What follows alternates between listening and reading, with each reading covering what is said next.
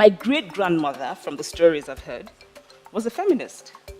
She ran away from the house of the man she did not want to marry and ended up marrying the man of her choice.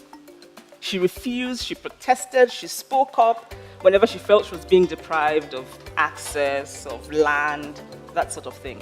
A feminist is a man or a woman who says, yes, there's a problem with gender as it is today, and we must fix it. We must do better.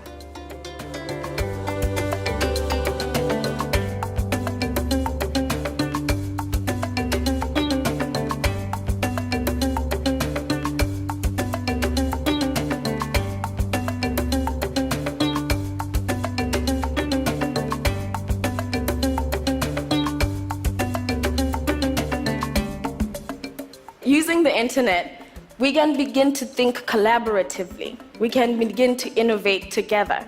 In Africa, we say if you want to go fast, you go alone. But if you want to go far, you go together. And I believe that social Pan-Africanism is how we can go far together. And this is already happening. Access to these online networks has given young Africans something we've always had to violently take: a voice.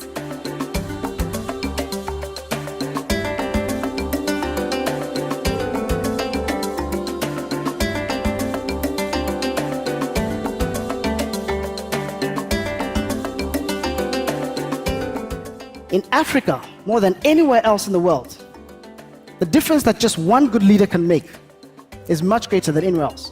And here's why. It's because in Africa we have weak institutions like the judiciary, the constitution, civil society, and so forth. So here's a general rule of thumb that I believe in. When societies have strong institutions, the difference that one good leader can make is limited. But when you have weak institutions, then just one good leader can make or break that country.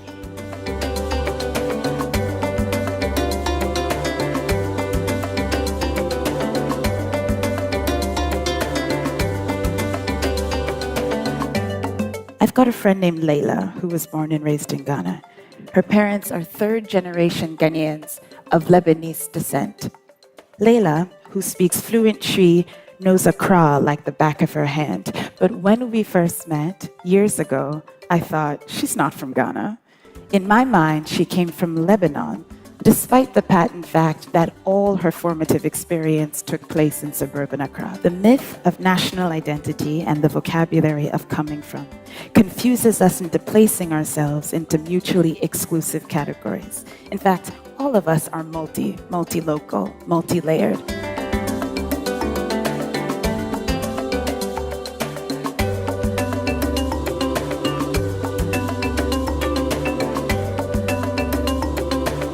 We, the African people, have been sidelined from the policy making, policy orientation, and policy implementation process in our countries. We have limited input because he who pays the piper calls the tune. The IMF, the World Bank, and the cartel of good intentions in the world has taken over our rights as citizens, and therefore what our governments are doing, because they depend on aid, is to listen to international creditors rather than their own citizens. But I want